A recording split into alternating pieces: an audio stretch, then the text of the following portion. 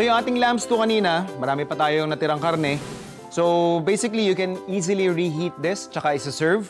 Pero I thought of a better idea wherein bida pa rin yung ating lamb stew. Papartneran natin ng homemade flatbread or better known as naan.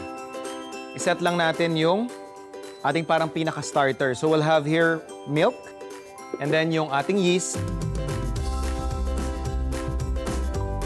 And then yung ating konting sugar. Dissolve lang natin yan. So once na ma-dissolve na natin yung ating sugar, pwede na nating ihalo yung ating dry ingredient, which is yung ating all-purpose flour. So ininid lang natin to hanggang ma-absorb ng ating all-purpose flour yung ating wet ingredient.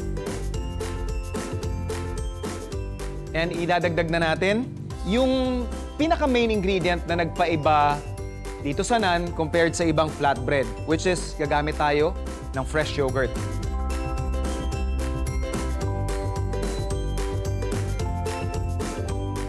So once na makuha na natin yung hindi na dumidikit na consistency ng ating dough, hindi rin siya sobrang dry, we'll just have to let it rest hanggang mag-proof siya and then pwede na nating i-form, diretso na natin na luto.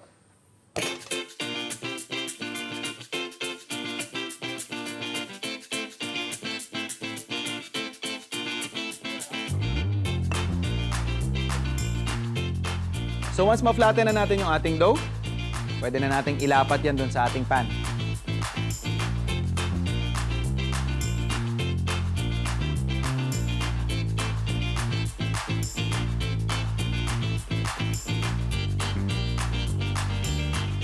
Siyempre, meron tayong protein, yung ating leftover nga na lamb stew. Meron din tayong starch component, which is yung ating homemade naan. And siyempre, hindi mawawala yung ating homemade sauce na winner na winner. Gagawa tayo ng tzatziki. Meron itong lemon juice. Nilagyan ko na rin ng lemon zest. And meron itong grated or chopped cucumber. Pwede ka rin maglagay dito ng garlic. And typically, you would use fresh dill as na parang pinaka maglilift ng flavor nito. But since wala tayong makuha nun, we could always use something that would go along with our lamb, which is yung ating mint. So we're just gonna combine everything and then adjust lang natin yung seasoning ng konting salt and pepper. Pwede na tayo mag-serve.